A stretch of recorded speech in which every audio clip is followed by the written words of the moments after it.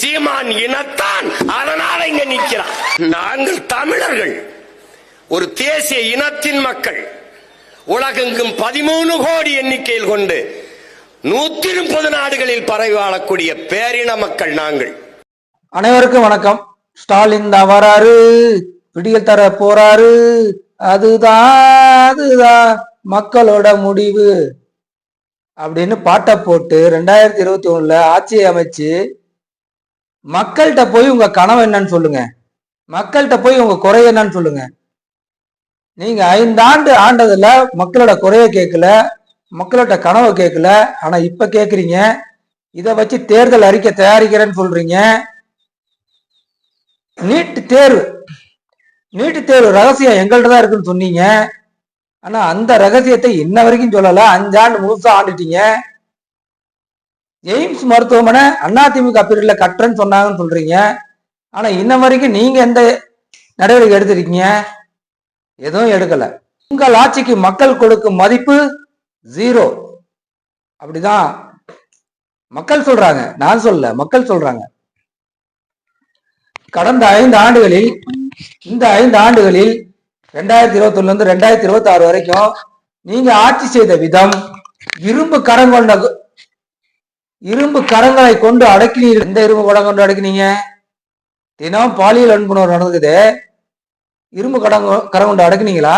Udhayanidhi Stalin AIIMS அப்படிங்கிற ஒரு செங்கலை எடுத்து இந்த செங்கலை காணோம் அப்படின்னு நாங்க தேடிட்டு இருக்கோம். அந்த ஒரு செங்கலையும் நீங்க எடுத்து போயிட்டீங்க. எய்ம்ஸ் மருத்துவமனை வரப்போறது இல்ல. 10 ஆண்டுகளாக கிடப்பில் கிடக்கு. கன்னியாகுமரி மாவட்டத்துல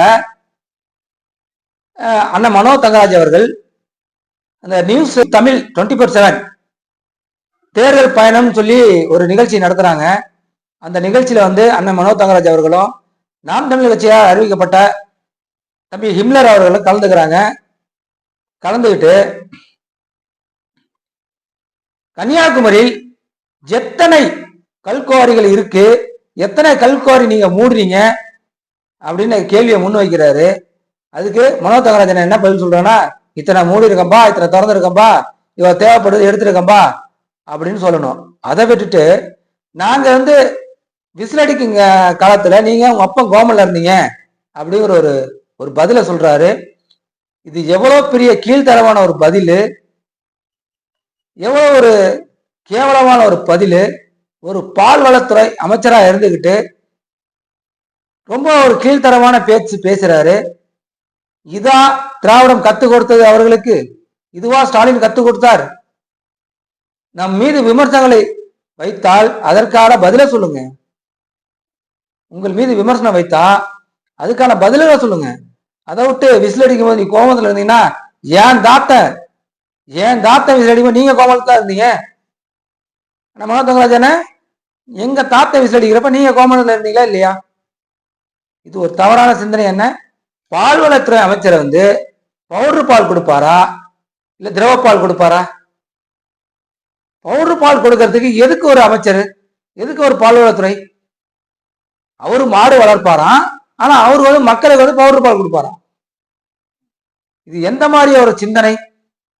நாம் தமிழர் கட்சி எழுப்பும் கேள்விக்கு பதில் சொல்ல முடியாமல் திணறும் திமுக அமைச்சர்கள் இப்படி கேள்வி கேட்கறாங்க. நமக்கு எதுக்கு பதில் தெரிய மாட்டேங்குது? மக்களிடமே கனவு சொல்லுங்க, மக்கள்கிட்ட போய் குறைய கேளுங்க, அதுக்கப்புறம் தான் தேர்தல் அறிக்கை தயாரிக்கணும் அப்படின்னு சொல்றீங்க. உங்க ஆட்சியில நடக்காத பிரச்சனையா? உங்க ஆட்சியே பிரச்சனை தான் இருக்கு. நீங்க பாத்தீங்கன்னா இரும்பு கரம் கொண்டு அடக்குவோம் குற்றவாளிகளை அப்படின்னு சொல்றீங்க. இரும்பு கரத்தை தொலைச்சிட்டீங்களா ஐயா? சொல்லுங்க ஐயா, நான் எங்கேயாவது காசு வாங்கி ஒரு கணி போடுற இரும்பு கரத்தை? எந்த ஒரு ஐயா உதயநிதி ஸ்டாலின் அப்படிதான், நாங்க நீட் ரகசியம் எங்கள்கிட்ட தான் இருக்கு, அதனால நீட்டு நாங்க தான் ஒழிப்போம் அப்படின்னு சொல்லியிருக்காரு 2021 தேர்தலுக்கு முன்னாடி. ஆனா 5 வருஷம் கரெக்டா ஆண்டு நீட்டுக்கான விளக்கம் இன்ன வரைக்கும் அவர் சொல்லல. கேட்டா நாங்க சட்டமன்ற தீர்மானம் ஏற்றிருக்கோம், தீர்மானம் போட்டு ஆளுநருக்கு அனுப்பியிருக்கோம், அதனால ஆளுநர் கையெழுத்து போடல, அதனால ஆளுநரே மாத்திரம். மக்களால் தேர்ந்தெடுக்கப்பட்ட ஒரு அரசு ஆளுநரால் கையெழுத்து போட வேண்டும் என்றால் ஆளுநர் எதற்கு? அப்ப நீட் ரகசியம் உங்கள்கிட்ட இல்ல, வெறும் கதையை சொல்லிதான் நீங்க ஆட்சியை பிடிச்சிருக்கீங்க அப்படிங்கிறது தெள்ள தெளிவா தெரியுது. திமுகவுக்கு வாக்கு செலுத்தினால் உங்கள் பெண் பிள்ளைகள் பாதிக்கப்படுவார்கள். அதுபோல இவர்கள் படிப்படியாக மதுவை குறைப்பேன் அப்படின்னு சொன்னாங்க, இன்ன வரைக்கும் குறைச்சதில்லை. படிப்படியாக குறைப்பேன் அப்படின்னு சொன்ன ஐயா மு.க. ஸ்டாலின் அவர்கள் இத்தனை வரைக்கும் இந்த கடைகளை மூடினீர்கள், இத்தனை நாள் எத்தனை மது கடைகளை மூடினீர்கள்? விளக்கம் தர முடியுமா? திமுகவுக்கு வாக்கு செலுத்துவது தன்னைத்தானே தலையில் மண்ணு வாரி போட்டுக் கொள்வதற்கு சமமானது.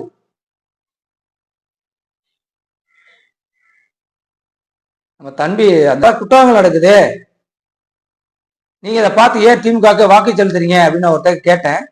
அதுக்கு அந்த தம்பி சொல்லியிருக்கிறாரு, 1000 ரூபாய் காசு தர்றாருல, 1000 ரூபாய் காசு கொடுத்துட்டா உங்க வீட்டுல திருடலாமான்னு கேட்டா அது எப்படி திருடுவ அப்படின்னு கேட்கிறாரு. இதைத்தான் திமுக பண்ணதுன்னு சொன்னா 1000 ரூபாய் காசு தரல, ஒரு எந்தனமான ஒரு கேடு கட்டையான சிந்தனை இது. அந்த தம்பி இப்படி சொல்லி பதிவு பண்ணியிருக்கிறாரு. 1000 ரூபாய் காசு தரதுனா தம் வீட்டுல விட்டு என்னவா திருட வரலாமா?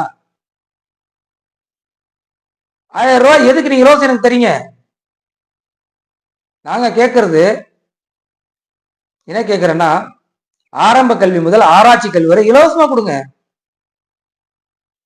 அனைத்து மக்களுக்கும் சமமான இடஒதுக்கீடு கொடுங்க. அதை விட்டுட்டு பஸ் ஓசி பஸ் விடுறோம், பெண்களை கேவப்படுத்துறது, நீ எசிதாமா எசிதாமா அப்படின்னு கேள்விப்படுத்துறது, ஓட்டு போட்டு கிழிச்சிட்டீங்க அப்படின்னு பேசுறது, இதெல்லாம் ஒரு எந்த மாதிரி ஒரு அமைச்சர் பேசுறாங்கன்னு பாத்தீங்கன்னா திமுகவில் இருக்க அமைச்சர் தான் இந்த மாதிரி பேசுறாங்க. அதெல்லாம் இரும்பு கரம் கொண்டு அடைக்கிருக்காரு ஐயா மு.க. ஸ்டாலின் அவர்கள். பாட்டலுக்கு 10 ரூபா பாட்டலுக்கு 10 ரூபான்னு பாட்டா பாடின விஜயம் இதுவரை நான் வந்தா மது கடையை படிப்படிவா மூடுவேன் அப்படின்னு சொல்லல. ஆனா பாட்டிலுக்கு 10 ரூபா வித்த செந்தில் பாலாஜி மட்டும் அதிமுக ஆட்சி வந்தாலும் அமைச்சரா இருப்பாரு, திமுக ஆட்சி அமைச்சரா இருக்காரு. அணைகளை காப்போம், தமிழகத்தை மீட்போம், மக்களை காக்குறாரு. இவர் ஆட்சியில் தான் தூத்துக்குடி துப்பாக்கி சூடு நடந்தது, பெனிக்ஸ் கொலை நடந்தது,